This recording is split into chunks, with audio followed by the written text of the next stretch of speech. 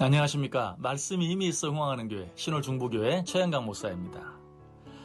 우리가 잘 아는 말씀 가운데 하나님의 전신갑주를 취하라는 말씀이 있죠. 그런데 하나님의 전신갑주가 무엇입니까? 진리의 허리띠, 의의 호심경, 평안의 복음의 신, 믿음의 방패, 구원의 투구, 그리고 성령의 검이죠. 이 6가지 영적 무기들은 모든 것들을 이길 수 있는 힘이고 능력입니다. 이것들만 제대로 갖출 수 있다면 그 어떤 마귀의 공격과 시험에도 넉넉히 이길 수 있습니다. 그래서 사도 바울은 하나님의 전신갑주를 취하라고 말하는 것이죠. 그런데 문제는 이 6가지 무기를 모두 갖추기는커녕 그것이 무엇인지 외우기조차 쉽지 않다는 것이, 우리 하나님께서는 우리의 이런 연약함과 부족함까지도 아셨습니다.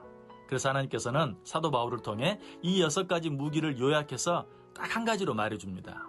그것이 무엇인지 아세요? 전신갑주에 대한 말씀 바로 뒤에 그 답이 나오는데, 모든 기도와 간구로 하되 무시로 성령 안에서 기도하고 이를 위하여 깨어 구하기를 항상 힘쓰라. 그것이 무엇인 것 같습니까? 그것은 바로 기도입니다. 귀신 들린 아들을 가진 아버지가 그 아들을 제자들에게 데리고 와서 고쳐달라고 부탁을 하죠. 그런데 제자들이 백방으로 노력을 해보아도 전혀 고쳐지지 않았어요. 그때 이 아버지는 그 아들을 데리고 예수님께 나옵니다. 그리고 말하죠. 내가 내 아들을 데리고 당신의 제자들에게 가서 고쳐달라고 부탁을 했는데 그들이 고치지 못했습니다. 이제 그들의 스승인 당신께 직접 데리고 왔으니 좀 고쳐주소서. 그때 예수님께서 그 아들을 데려오라고 말씀하시고는 그 속에 들어있는 귀신에게 명하시죠. 말 못하고 못 듣는 귀신아, 내가 내게 명하노니 그 아이에게서 나오고 다시 들어가지 말라. 그러자 어떤 역사가 일어났습니까?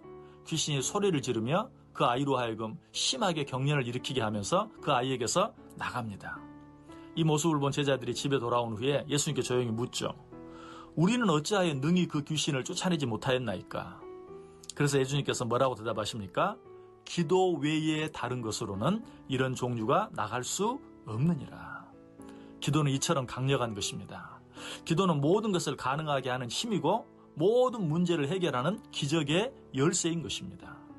하나님께서는 기도하는 자들에게 힘을 주시고 능을 주시고 꿈을 주시고 비전을 주시고 소망을 주시고 기쁨을 주십니다. 그리고 무엇보다도 평안을 주십니다. 그러므로 우리는 기도해야 합니다. 그런데 어떻게 기도해야 할까요?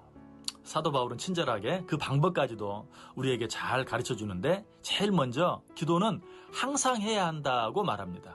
모든 기도와 간구로 하되 항상 기도하고, 기도해야 할 때와 장소가 따로 있는 것이 아니라 기도는 때와 장소를 불문하고 항상 해야 한다는 것입니다. 기도에 있어 성도들은 명확하게 두 부류로 나누어집니다. 그 한 부류는 이러면 이래서 기도하지 못하고 저러면 저래서 기도하지 못하는 부류, 다른 한 부류는 이러면 이래서 기도하고 저러면 저래서 기도하는 부류입니다. 여러분은 어떤 부류에 속한 성도입니까? 두 번째로, 기도는 성령 안에서 해야 한다고 말합니다. 모든 기도와 간구로 하되 항상 성령 안에서 기도하고, 기도는 성도들이 해야 할 가장 중요한 일이고 마땅한 일인데도 이 일처럼 어렵고 힘들게 느껴지는 일도 없을 것입니다. 왜 그럴까요? 그것은 기도할 때 기도자가 하나님의 임재를 느끼지 못하고 오직 사람만 의식하며 기도하기 때문에 그렇습니다. 기도자가 진정으로 하나님의 임재를 의식할 수만 있다면 기도는 결코 어려운 것이 아닙니다. 이런 의미에서 성령 안에서 기도한다는 것은 영이신 하나님을 의식하며 드리는 기도를 말합니다. 또 성령 안에서 기도한다는 것은 성령의 세미한 음성에 민감하게 반응하며 기도하는 것을 말합니다. 성령께서는 우리의 일상생활 가운데 여러 가지 모양으로 기도해야 할 때를 말씀해 주십니다. 그러나 우리는 그러한 성령의 음성을 여러 가지 환경과 여건을 핑계로 무시해버리고 그저 환경과 여건이 허락할 때만 기도합니다. 그러나 이런 기도는 절대로 성령 안에서 드리는 기도라고 말할 수 없습니다. 성령 안에서 기도한다는 것은 환경과 여건에 구애받지 않고 지금은 기도해야 할 때라고 말씀하시는 성령의 음성에 민감하게 반응하며 바로 그 자리, 바로 그때에 즉시 기도하는 것입니다. 그런데 우리의 기도를 힘들게 하는 또 한 가지 아주 중요한 요소가 있죠. 그것은 죄의식입니다. 사탄은 우리의 죄의식을 강조하므로 너 같은 죄인이 무슨 기도냐고 하면서 우리로 하여금 기도하지 못하게 합니다. 그러나 바로 이러한 때야말로 성령 안에서 기도해야 할 때입니다.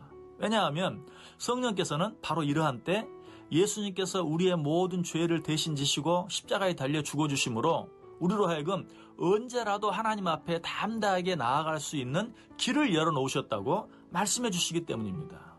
그러므로 우리는 우리의 어떤 죄의식이 우리가 기도하는 것을 방해할 때 우리의 모든 죄를 예수님께서 다 대도속해 주셨다고 말씀해 주시는 성령 안에서 기도할 수 있어야 하는 것입니다. 세 번째로 우리는 기도하되 깨어서 기도해야 합니다. 모든 기도와 간구를 하되 항상 성령 안에서 기도하고 이를 위하여 깨어 구하기를 항상 힘쓰라. 예수님께서도 십자가의 고난을 앞두시고 밤이 새도록 깨어서 기도하셨죠.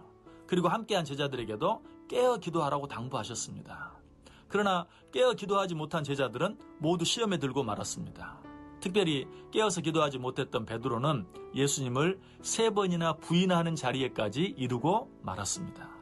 그러므로 우리는 기도하되 항상 깨어서 기도할 수 있어야 합니다. 마지막으로 한 가지 물어보겠습니다.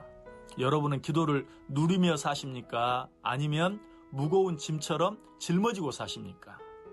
혹시라도 기도를 짊어지고 산다고 느껴지는 분이 있다면 지금부터라도 모든 기도와 간구로 하되 항상 성령 안에서 깨어 기도하기를 힘쓰므로 기도를 무거운 짐처럼 짊어지고 사는 삶이 아니라 그 기도를 하나님이 주신 놀라운 축복과 기도로 누리며 살아가는 삶이 되시기를 주님의 이름으로 간절히 축원합니다.